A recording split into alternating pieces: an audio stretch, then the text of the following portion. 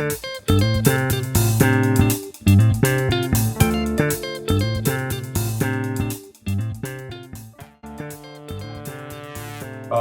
everybody, and thank you for joining us for this month's edition of African Liberty webinar. As you can tell from the topic of discourse for this month, it's going to be a very interesting 1 hour. Not only because anytime we discuss African arts or culture, it's always fascinating, but also because this has a very property rights and intellectual property and history and culture to it. So who else can help us better understand these two topics apart from a professor of African religion, African philosophy, and of course, a legal practitioner in terms of property rights or intellectual property. And I'm talking about Dr. Yirga Gelaw Woldeyes, who is a researcher and lecturer at the Center for Human Rights Education at Curtin University in Australia. His specialty and academic and creative interests cover African traditions, Ethiopian philosophy, which I can testify to personally, epistemic justice, issues of looted manuscripts, repatriation, and the politics of language and belonging. Dr. Woldeyes is an Amharic poet and a published author. You are welcome, Doc. And our other guest for today is the important Leila Amineddoleh, who is an intellectual property lawyer, and she is an advocate for the protection of cultural heritage, and she has been involved in the return of valuable stolen fine arts and looted antiques. She is the founding partner of Amineddoleh and Associates LLC. Expertise and legal practice focus on art and crime, cultural heritage, and intellectual property, of course. Attorney, it's a pleasure to have you. Thank you for inviting me to join today. Thank you. So before we get started, I actually plan to have folks respond to a poll twice. First, respond to the poll before the conversation ends, and also respond to the poll after the webinar, just to gauge how people feel about these two questions. I hope you can see the poll. Okay, so the first question is, looted African artifacts are better preserved in European collections. This is one question or one argument I've seen people bring up a lot of times, that we're not even taking care of what is back home. We're asking for the other ones to come. And of course, the second question is, both looted and sold African artifacts should be returned. This is in recognition of the fact that some of these artifacts are not all stolen. Some of them are actually sold legally, to use a small letter L. And are we going to advocate for all this to be returned in what way? So kindly respond to these questions, folks. And once we reach maybe 80% response rates, then we can proceed. We're almost there, just one more and we will be good. So we're going to respond to this poll again after the conversation. But in any case, I guess a good way to start is, because I'm guessing not everybody actually understands the antecedents of this conversation itself. Of course, we know it's about artifacts. Some of them are looted. In fact, majority of them looted. But I guess the primary question here is, how did these arts end up in European museum in the first place, on European collections? And I guess, Doctor, you probably should go first before I actually ask Leila what she thinks. But generally, my own feeling as a student of history is that, of course, colonialism and invasions of African territories or kingdoms was a huge contributing factor here. But does that tell the full story, Prof?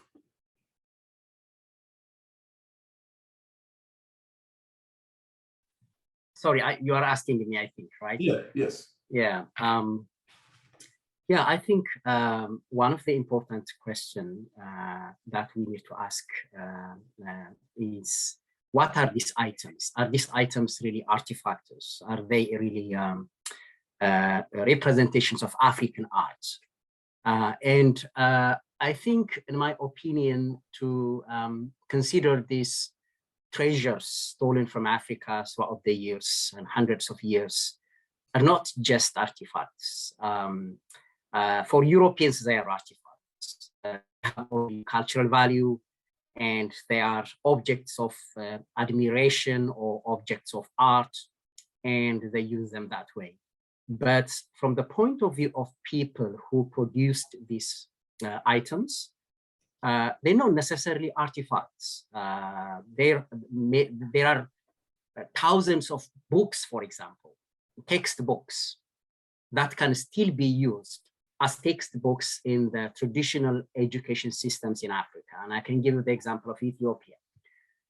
There are schools not aligned with the Western or formal government education system, but with a traditional system. There are thousands of schools where people try to pass on their indigenous knowledge to their students. Because these schools are not recognized by the state or by this international community, there is no right to education in relation to this knowledge. Right to education is only right to Western education, right to Western languages, not right to African languages, not right to African art.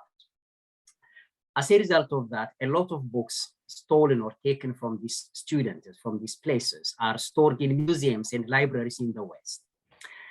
And what is really heartbreaking for me is to firsthand experience the challenges these students face, because they practically don't have textbooks. Their textbooks written in English language, and their system of education, which goes up to 30 years, but is the end of which a scholar becomes Arakaina, which means four-eyed, with the capacity to see the past as well as the future. That form of rigorous philosophy, training, and education is excluded from the entire Ethiopian modern education system because the ruling elites are against it. So it is completely disregarded, and anything produced in that system is considered as an art in the West and is put in museums and libraries, and you can even find it online as it has been digitized by so many actors. But the problem is these students cannot access it. So the first thing that we need to really ask is the question that, these are not really artifacts. These are so many things. There are human remains. These are not arts. They're human beings, like you might know the history of El Negro in Barcelona. He was displayed. He was there for 170 years. This human being, they performed taxidermy, and they put him as an object in a natural museum next to animals. And this happened for 170 years. And it's only in 2000 that it was returned. There are thousands of human remains and skeletons in different museums in Europe. Some of these skeletons belong to African warriors, people who were fighting the colonialists. They cut off their head and sent their skull for study in Europe. They're still there. Now, these so-called artifacts represent the degradation of African lives, not just the past, but also the present. The ways in which African humanity and dignity is displayed in the West and is narrated and understood only from the perspective of the West, including by Africans themselves. And the ways in which today contemporary African lives are also treated, be it in Africa or elsewhere. People who are sinking in the Mediterranean Sea, the world doesn't feel as if there's something important is happening, and it's not reported as if a human being is fate is in that way. So it all shows at the connection that we have in the lives of Africans, the way we think, and what history has been doing in the past. So I think the first thing we have to understand is that these are not just artifacts, but they are taken and being viewed, reduced to simply viewed as artifacts, so that we don't really face the reality of the history that they represent. I reckon with that strongly, particularly because, as you said, a lot of these things are not barely artistic works in your normal traditional sense, not only sculptured items, not only painting, but items that actually carry some deep cultural, spiritual, educational elements to these African societies, and that is strongly a valid point, Doctor. But I want to see what Leila thinks. Leila, what do you think? Why do you think these arts or these African properties, to call it better now in the context of what Dr. recently said, why do you think they exist in these European collections? How did they get there? So first I have to say, I think the doctor's answer was very much on point, and it's something that I think a lot about as someone who works with art and cultural objects. It's not just the objects themselves. We're not just talking about physical objects, which I think that the doctor had addressed very eloquently, because there are other dimensions to physical property. There's a cultural significance, the significance that these objects have for the people and the communities who created them, not just the significance for people viewing them. These objects have lives. I think it's really interesting to think about objects having their own lives and their own spirit, and that really is embodied very clearly when you talk about human remains. You're talking about a human person that had a life and ancestors and successors. Their objects, especially, I think the manuscripts and books are a great example that the doctor used, that these objects still have religious and educational purposes. And then, of course, what he also touched upon is the dignity, and not that the dignity of the people of the past, but the successors, the living community, and how they're presented abroad in other collections is quite disturbing. I think he gave great examples of, human bodies that have been dismembered and displayed. I don't think it's ever appropriate to display a body like that. So I think it's important to think about that. We're not just talking about physical ownership of objects, but really the cultural and spiritual significance. But then you turn the other page and you talk about legalities. And that's really, I guess, one of the things I wanted to discuss today, this difference between legal ownership and property and how the law views ownership versus ethical considerations. And I think we're living in a really exciting time now where it's not just these simple answers of, well, I have ownership, I can possess this, but this role, this very important role that ethics has and should have in our conversations. And I think a lot of the world is really reckoning with that now. We can talk more about how that's affected discussions about repatriation and about how objects are being returned, and that countries are engaging in these discussions today really because of the ethics. So I hope you get a chance to dig into that. But about how these objects were brought to European collections, there's a lot to unpack there. In some cases, objects perhaps were brought legally, but just because something is legal doesn't mean it's ethical, and that it should continue to be in a location based on the legal principles of the past or the ethics of the past. So I think that it's hard to make a generalization about how all of the objects from Africa were brought to other collections, but we do know that many of them obviously were taken during colonial periods, were taken during periods of extreme violence, during a time that was called, in Western history, like the partition of Africa, which I think today most people would look at and say it was very brutal, unethical, and should have never occurred. So some objects were taken under periods of just extreme violence and theft. But there are other objects that were removed legally from Africa and with permission. So I think it's interesting to view how a transaction was legal at some point in the past, but perhaps today we wouldn't view it as legal, or perhaps today we would say, no, the ethics should outweigh this and objects should be returned. But I think every object is different and every object has a different past. So they're very complex questions in determining how an object really moved through time.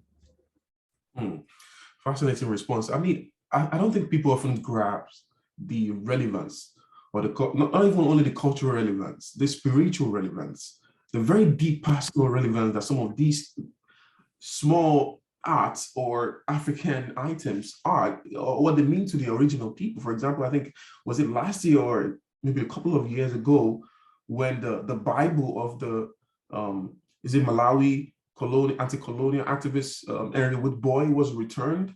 And I was looking at the video, the kind of galvanizing way it sort of brought people together. The people are really crying and, reflecting on their past just for one Bible, and I think a sticker as well. So what about the millions of all those items that are there? How can they, they can possibly rejuvenate some personal sense of ancestry or gladness or unity among African communities who are struggling to identify as one today? But my other wonder, before I bring my colleague Anna Suberu in, my other question is, why is this debate happening strongly now? Of course, we cannot deny the relevance of Black Lives Matter and how it's sort of made people rethink about the legality of this conversation.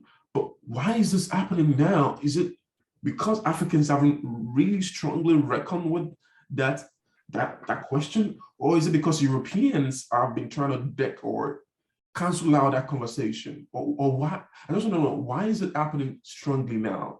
Either of you want to take it first? In thinking about this, because I think a lot about these issues and repatriation, and a lot of my work focuses on these questions of ownership, and we've been seeing changes in this debate. I mean, really a lot of advancements, not just with Africa, actually repatriation around the world. See this with countries like Sri Lanka, the Philippines, Indonesia, all of these countries that are making claims, and even actually Western countries as well, like Greece, really forcefully fighting for the return of objects. And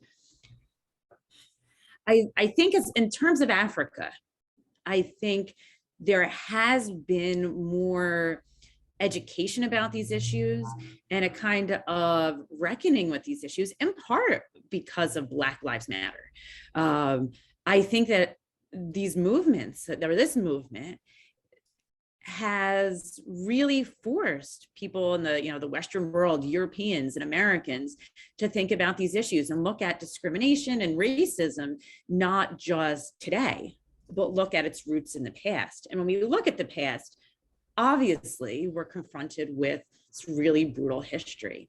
And there are people like Dan Hicks. Before we started recording, I mentioned this wonderful, wonderful book that I think everyone should read, The British Museums. It's written by a curator from the Pitts Museum in Oxford, who's really looked at the collection of objects from Benin that were acquired by that museum under terrible circumstances. And it's a wonderful book that's received a lot of attention, it's received a lot of press, and has forced people to confront these issues. And it's not just him, but other people in the field. But I think it's just an opportune time to think about these issues. As we think about racism and discrimination in a broader sense, there is this effect that it's had on cultural heritage and the ownership of one's past. So I think it's really exciting. And once museums have faced this issue, have confronted it, have been discussing these issues, have agreed to return objects, museums from Germany, France, United States, university museums in the United Kingdom, once they return objects, other countries have joined in as well, like Indonesia and Sri Lanka, countries that are demanding the return of their past as well. So I think it's a very exciting time.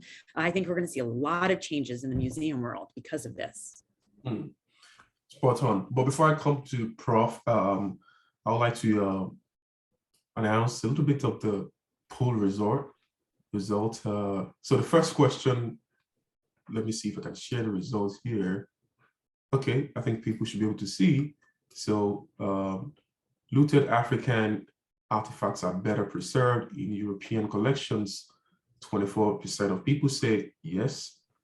65% of people say no. 12% unsure, which is very interesting, because I thought everyone would agree that all these artifacts or all these items should be returned to Africa. But the second question, both looted and sold African artifacts should be returned. Now, this is very interesting. 53% of people say yes. and 35 said no, and 12% unsure.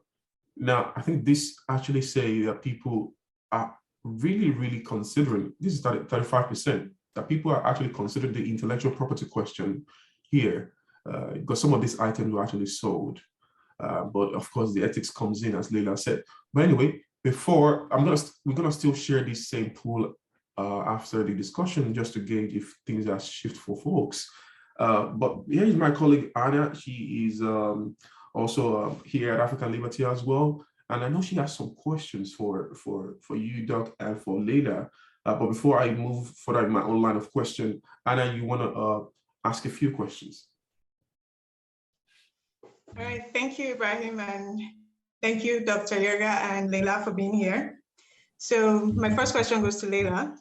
Speaking on the issue of provenance when it comes to the restitution of items of cultural heritage, especially in line with what was discussed in Dan Heath's book, The British Museums, I'd like to know, like, aside provenance research, are there other conditions that must be met before the legal and permanent return of heritage items of African origin? Because there's a lot of talk of loaning these items to source countries. So like, what stops these items from being permanently returned as opposed to just a loan in the short term? Right, so Leila, so while you're trying to respond, I think Prof can also come in after your response. So yeah, go ahead. So that's a really good question. Besides just provenance, it's not enough that an object originated from an African country for it to be returned, because we have to look at the legal framework as well. So the legal framework often for cultural heritage involves whether or not a country had a law that would dictate who owns the object. So this is an area that's really foreign to most people. But we have things called patrimony laws. And what patrimony laws say is that if an object, let's say, was found in the ground, or an object does not belong to an individual, then if it's found within the borders of a country, then that country actually owns that artifact. You know, it was in the ground, it was buried somewhere, it belongs to that country.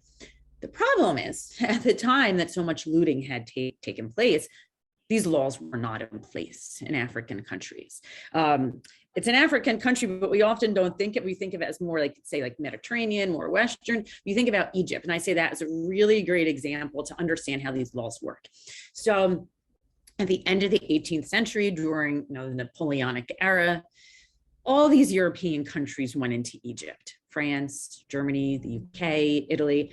Everyone was kind of crazed about Egyptian history. They went into the tombs, into the pyramids, and basically there was a race to acquire objects. Clearly not a good situation for the people of Egypt, and the country didn't want to lose all of its treasures. So Egypt was one of the first countries in the world to enact one of these laws. In 1835, the Egyptian government actually had a law stating that what was found belonged to Egypt. And that was a way to stop people, outsiders, from coming in and taking their property. But what that means is that Egypt could control that ownership after 1835, but objects that were taken prior to then, really anyone could come in and take it. So the reality is that when we think about countries or kingdoms like the Kingdom of Benin, that kingdom didn't have a patrimony law. So it makes it harder for countries to claim the ownership. And there are a few actual complications there as well. So I would also like to say, with the Kingdom of Benin, there was a theft from a royal family, right? From this kingdom. So that's different. We're not talking about national ownership, but really this ownership of a kingdom. The complication today is that if it belonged to the Kingdom of Benin, that kingdom really doesn't exist in the same way it did 120 or 130 years ago. Nigeria isn't necessarily the Kingdom of Benin. It's kind of this, they're in the same area, the same like geographic area, but there are challenges with Nigeria saying, hey, that's ours, because technically it belonged to a different kingdom. So the law is doesn't really give a clear answer or a good answer. According to the law, maybe Nigeria doesn't really have a claim to this property. Maybe it would belong to the successors of that former kingdom of the Edo from that time. It doesn't necessarily belong to Nigeria.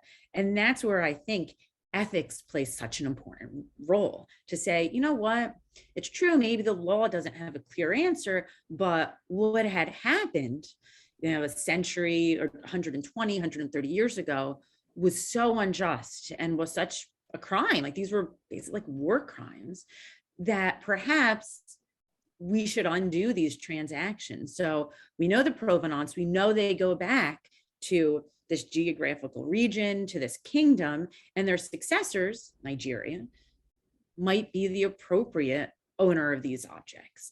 But it's not so clear in cases like these, where there is a change of government or a change of like the structure of a country, of a nation.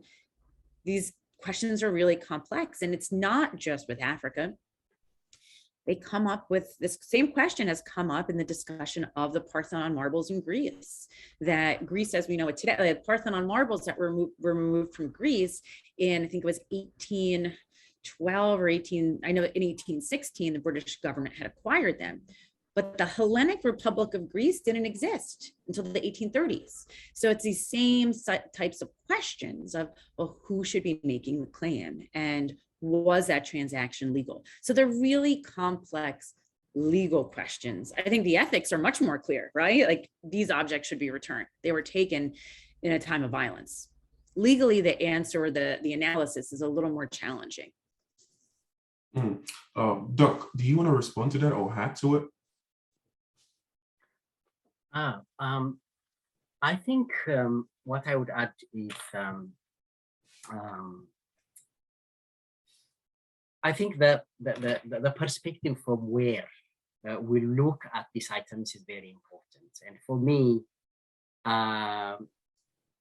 looking at these items from the perspective of law, which is, you know, colonial law at that time, means that legal framework and law somehow have had some form of validity or importance, and I think that's why the ethical aspect, Leila was saying, is more plausible than the legal aspect. We have to understand that by law, colonizing Africa was a good thing. The first law in Africa was drafted at the Berlin Conference, where the continent was divided into European countries and gave birth to the current borders. We have to understand that that process of colonization involved 4 important steps. The first step was the doctrine of terra nullius, or nothingness, that there is no law in these countries, on these places. There are not even human beings in some cases. Like in Australia, where I am here, a lot of people don't know that this country belongs to Black people. Black people lived here before the European came. Because the doctrine was terra nullius. People before the European came here do not exist. And the other problem in relation to that is a doctrine that we have in relation to ownership. Because we are so much schooled in the Western system that we see these things as individual properties, and the right to property is somehow a natural right. It's not a natural right. It is a right created by colonists and capitalists to often dispossess people who own properties communally. So, you know, the first argument, or the first point, has to be the idea that when these items are taken away illegally by crime, why do you bring in the logic of law and order in order to address the harm that was done through crime? Because we think like the colonialists in some way. And that is where I think these items also have a significant role in decolonizing the way we think about the properties, but more importantly, about ourselves. Because, for example, when I go to the British Museum sometimes, there are Ethiopian replicas of the Ark of the Covenant there, stolen from Amineddoleh in 1860.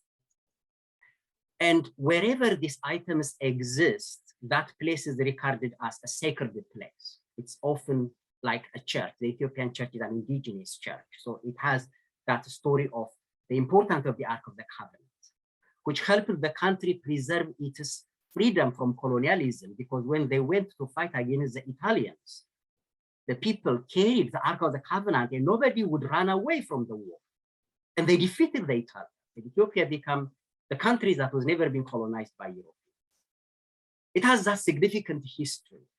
For someone who doesn't relate so much to that history, to that identity, going to the British Museum and seeing these things is just a matter of focus. And under British law, what went into that country cannot go out. You know? So, you know, the first and important thing is that by definition, by law, Africans were not human beings. So you didn't take it away from or take it from human beings.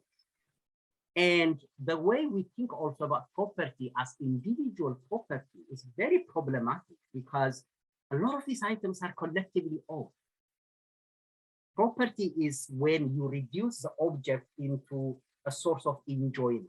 How we created this very anthropocentric, human-centered understanding of the world, whose origin is the colonial period, a period where our ancestors were dehumanized and regarded as subhuman.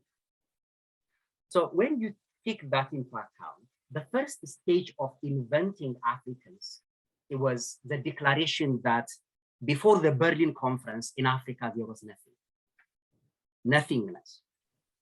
Through that Berlin Conference process, then Africa was changed into thingness. Some people call it thingification.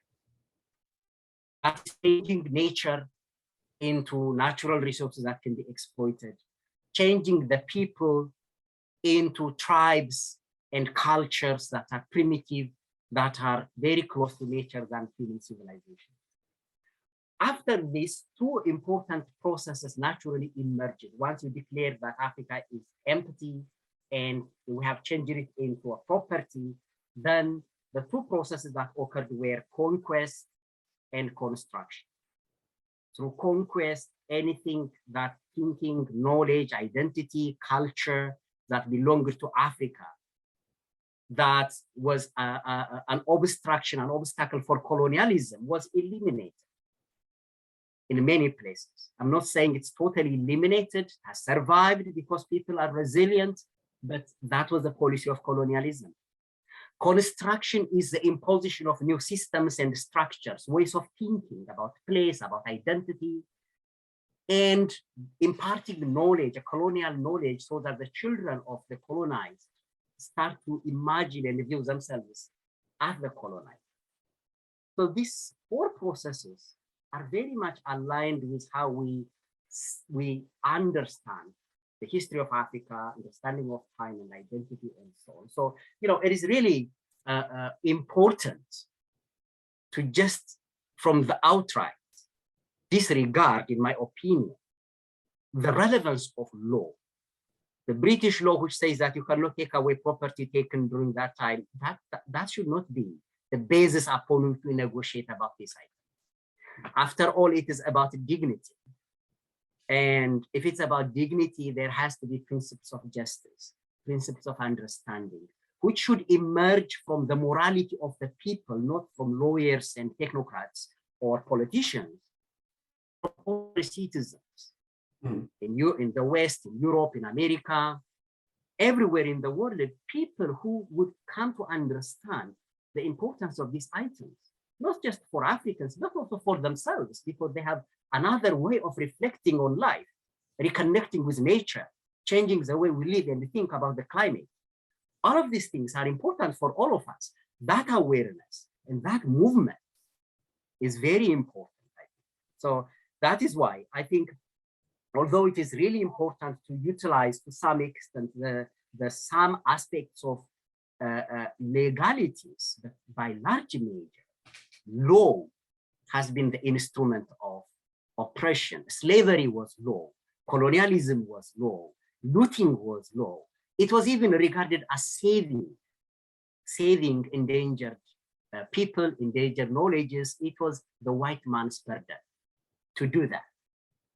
So, you know, to negotiate through that is also validating and accepting that. And I think I think it is very important, as Leila was saying, that ethical dimension, developing that aspect, and also challenging ourselves and view these things as important parts of who we are. Because when these items are, you know, devalued and are treated only through Western lenses, laws, and systems, that's also in other ways allowing ourselves, Africans, human beings, to be continuously treated and governed by systems and structures that are not ours.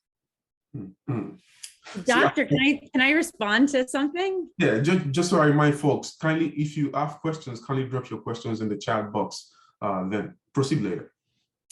So I agree with a lot of what Doctor said. So as a lawyer,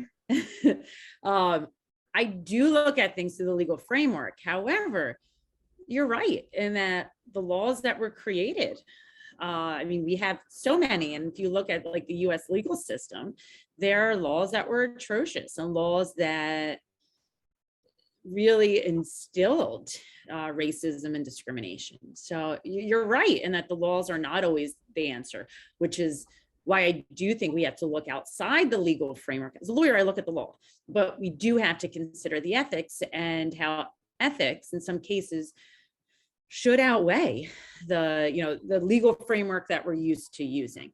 But then I also wanted to comment on a word that you used that I loved, this idea of saving, because it's not just about, you know, saving people in these laws and this Western idea of saving.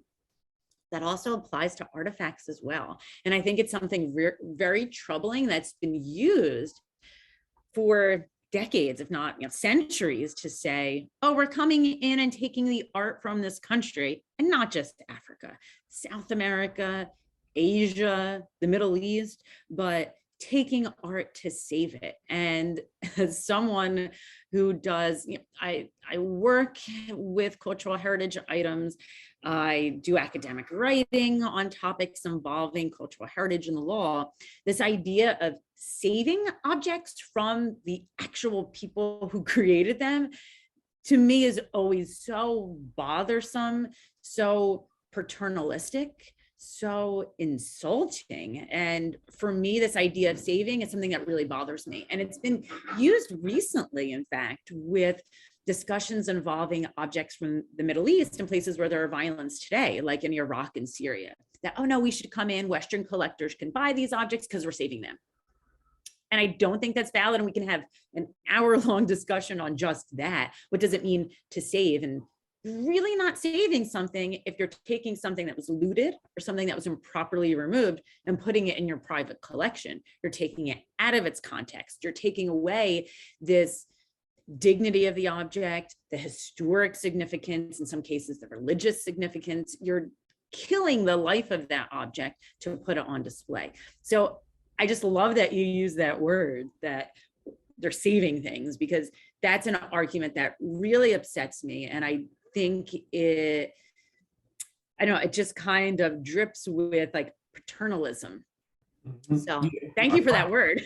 I totally agree with you. Saving for what? Saving for aesthetics, saving for the beauty of it, while you also killing the spiritual part of it, because it doesn't make any spiritual or religious contribution to the people's life. It's not, if it's not within that community again. But I also reckon with the question of law, sorry, Anna, I'm using your time, but the question of law and ethics, and the argument that the patrimonial law wasn't existing in many of these African kingdoms or places, when in fact that all is also kind of a hegemonic way of thinking by these Europeans, that because these laws weren't written, so they did not exist.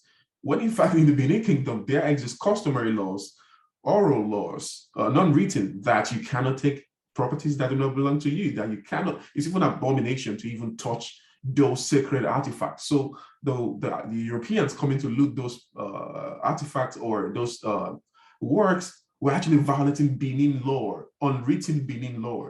So even in the countries that these Europeans are coming from, they already know that as an Englishman or as a Frenchman, you're not supposed to steal other people's property.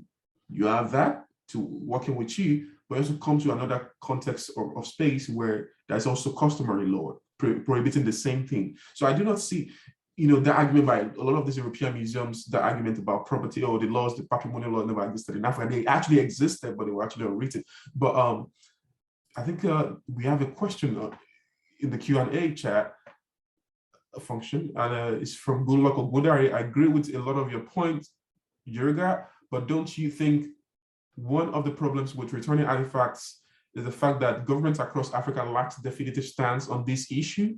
I agree with that because it's actually political in a lot of spaces.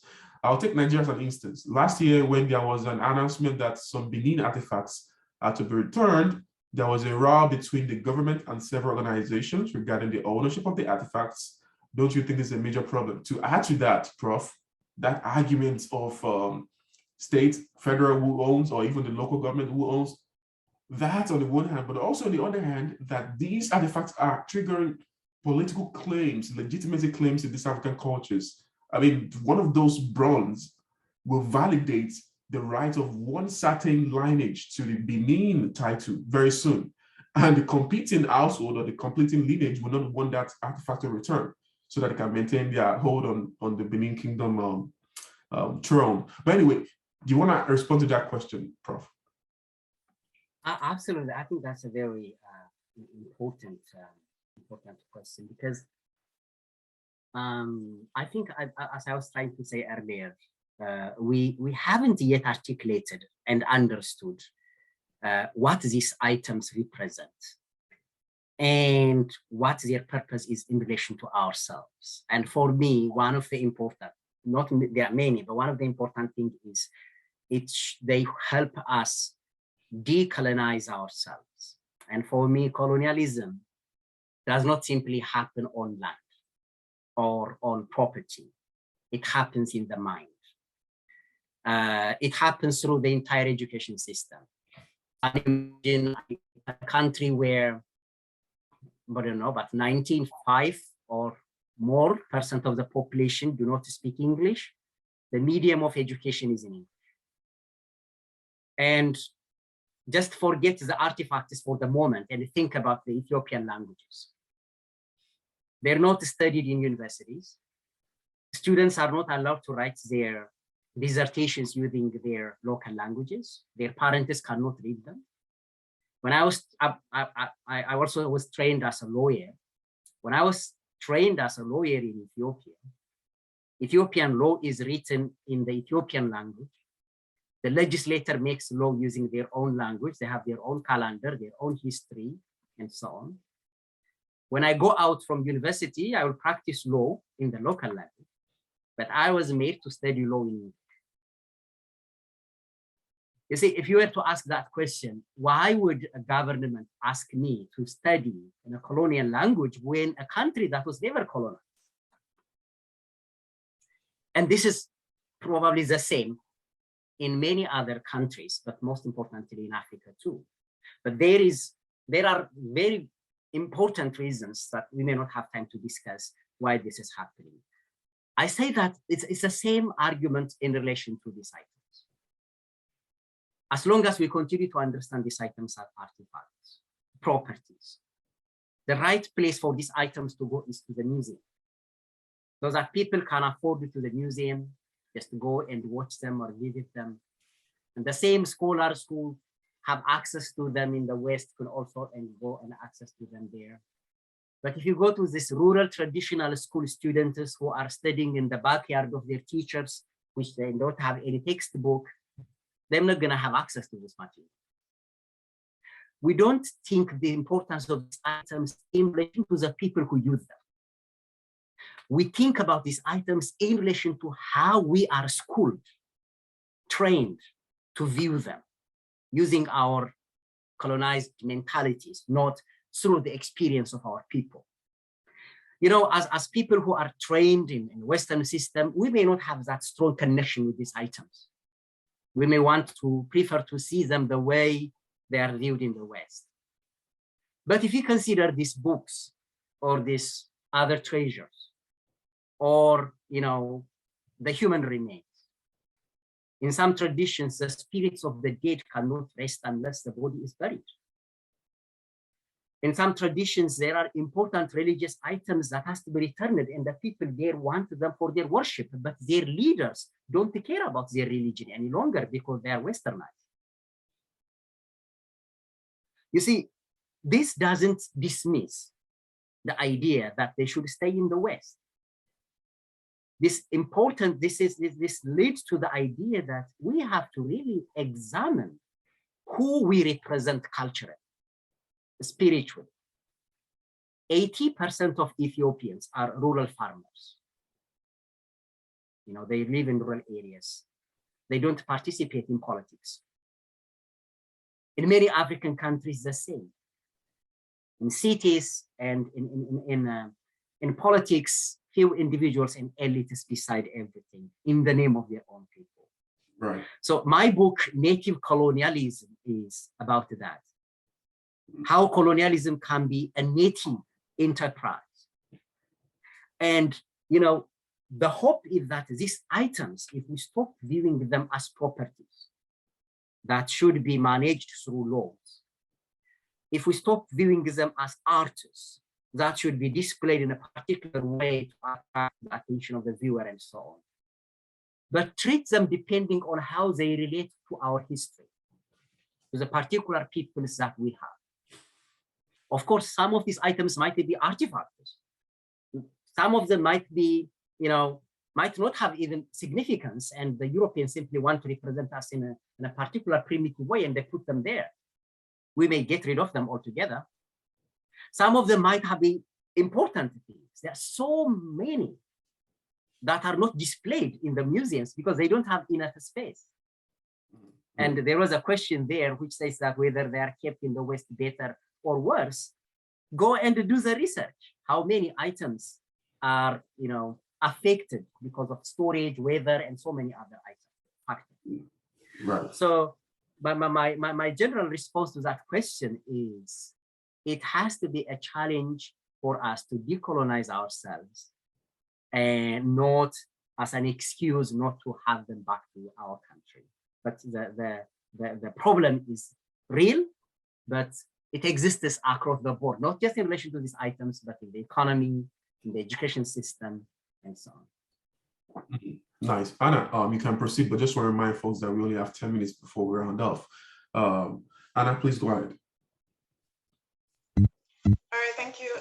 So in regards to trying to decolonize the mind, Dr. Yirga, I know repatriation signifies something symbolic for young people, especially in Africa and other countries that are affected by the looting of heritage items. So I'd like to know, taking the example of France and how the French government was really involved in making sure that these items are restituted, are well taken care of in the home country and all of that, do you think it's a good idea for Africans to continue accepting the aid of the Western world in returning these items and in how they should be kept in our home countries? I think that's a very good question. And I do not want to dismiss the importance of engaging with people who have power in the West, and we really need to do that. But, you know, in terms of how we internally understand and relate with these objects and items, that is a matter for Africans to really rediscover and understand what was hidden, what was taken away from them. When we approach them from that light, from that sense, then the value and the way we approach them becomes entirely different. Yes, governments or politicians might have their own interest in trying to create a sense of importance for their own political and diplomatic relationship with countries. We often see that politicians and governments act out of their own national interest. But what is our interest in relation to these objects? In some cases, we may reject certain offers that reinforce this colonial paternalism that they have. For example, suggestions that you can take them by loan. You can loan them, you view them, and then bring them back to us. that sort of arrangement implicitly accepted that these items actually belong to the looters. So, you know, to reach at justice, to reach at an amicable solution does not necessarily require all the time confrontation. And I think the greatest confrontation is internal. For me, how, you know, the level to which this movement that we see in Africa, when we talk about, they generate different conversation than the conversation we have in the West, you know, or across political circles or museum curators and so on. So, there is no as such a definite answer because the interests are different, are divergent, and the politicians often are influenced by different interests.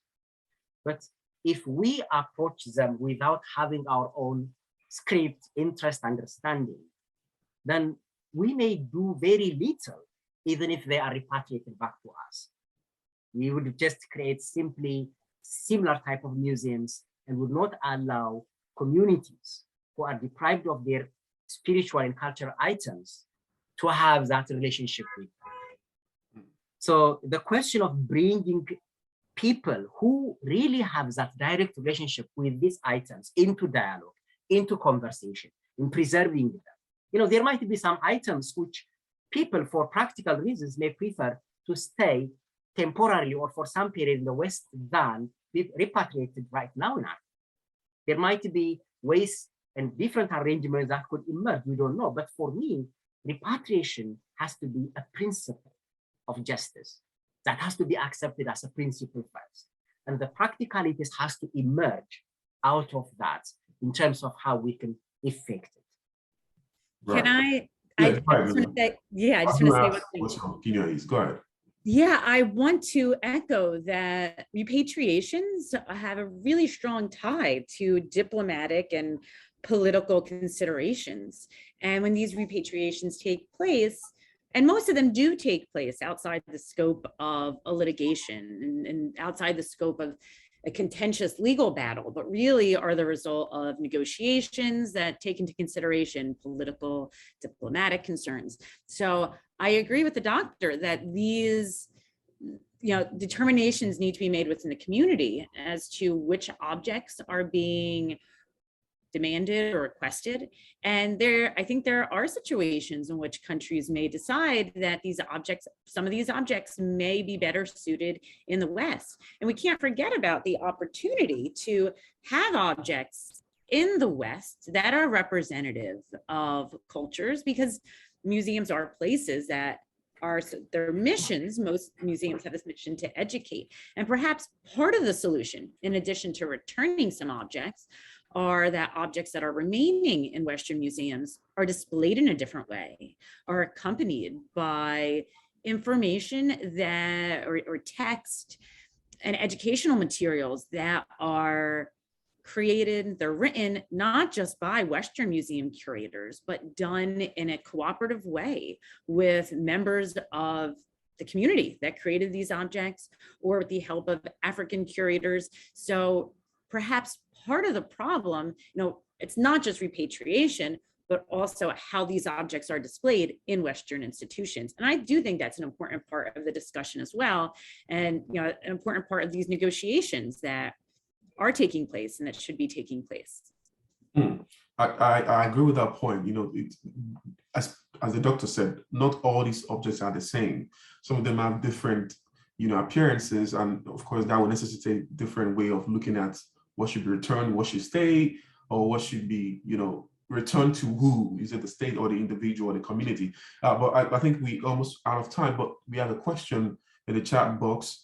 But also to remind attendees that the poll is also now live again to gauge if any of our opinion changed during the course of the conversation. So let's respond to the poll, please. So this question is for Prof. Please, Prof, do you think decolonization in Africa won't be a short-term agenda? I mean, the social orientation is deprived of the need of decolonization. I think it's a reality that governments across Africa doesn't currently care about colonialism Nigeria, as an example, is made of a lot of cultures, except for intellectuals, including myself. Do you think African populace see any need for decolonization? Prof, can you answer that in just 1 minute so we can have a final salvo? Yeah, I think it is really important to understand decolonization, not just as one thing, simply to be free from Western ideas and so on, but also to create relationships, to reconnect with oneself and with the communities, and also contribute to the world. Some people don't think that, for example, the modern period or the colonial period or the modern period, Africans did not make history. But if you really look at the Africans' role or presence in the modern, in this time, look at, for example, the various, so-called Western civilizations that is created is also created by Africans. People who built the White Town or the Capitol Hill or the big monuments and all the resources that are taken from Africa, including human resources, that contributed to what we call civilization now. So we have a stake in the world. We're not just simply people who should, go retreat back to the old and try to live like hunters and gatherers. It's not like that. Decolonization is actually reclaiming what is ours and also creating a sense of community that guides us into the future. If we don't do that, the emerging future in particular is green, as we see from various instances. People who cannot be useful for this emergent economy become simply disposable, unusable for the kind of system. Even the colonial system or the capitalist system, that's another name for it, or the system of developmentalism, which was created after the Second World War. All of these systems themselves are no longer able to integrate people, even if we are willing to decolonize now. What I'm trying to say by that is that the human resources that we have are no longer necessary in a world where machines and robots are playing a key role in the economy. Right. So it is really important. It's a question of survival and preservation that decolonization involves not just the past, but also decolonizing the future. That's why in some of my work, I look at decolonizing the future. Right, brilliant. And I would like to point anyone to go read Dr. Woldeyes' publications. I found them very, very interesting earlier on in my academic career. So please visit them. But any final point from you, Leila? But before you say anything, we have a few more responses to go in the poll. I'm seeing a tremendous shift. Kindly respond to the poll if you haven't yet. But Leila, any final salvo? Your microphone is muted. Sorry, can I see the poll? I can't see it because maybe I'll respond to that because I thought it was interesting originally to see the results. I can't actually share it unless it ends. So once you make your maybe actually end it now, but we still got a few more people to respond. Okay, I'll just end it now. So these are the results. So so now more people think they should all be returned, and even more people think that they are not better preserved in Europe, that they belong in Africa. So that's a very good shift. So I think now you see what people are thinking. It's interesting, but I'm surprised that some people are unsure about where the object should be. I would imagine that, with the consideration, this is just my personal view, it's consideration that with repatriation, there are discussions about which works are being returned and how to display them. I think, in my view, I don't necessarily think works are safer in Europe at all. That's an argument that I've always been against, I've always opposed. I think all countries face challenges with securing objects. I mean, objects have been stolen and destroyed while in European collections. So I don't think objects are necessarily safer in Europe than in Africa. And I'm kind of surprised that not everyone agrees with that. So for me, I think that's one of the takeaways from this discussion, but I think it's incredible to have heard and to have discussed very briefly with the professor about his views on, and something that gives me pause, on the legal system and looking at the legal system with the understanding that the legal system that we're looking at really is more of this Western system. And I think because of that, it is important to view, and I said this, I think, at the start of our discussion, and I guess I'd like to close with this idea as well, that the legal system, and I say this not just in discussions about repatriation to Africa, but in discussions involving Nazi looted art, repatriations of objects to other countries, that often the legal answer is not always the ethical answer and the answer that's most fair.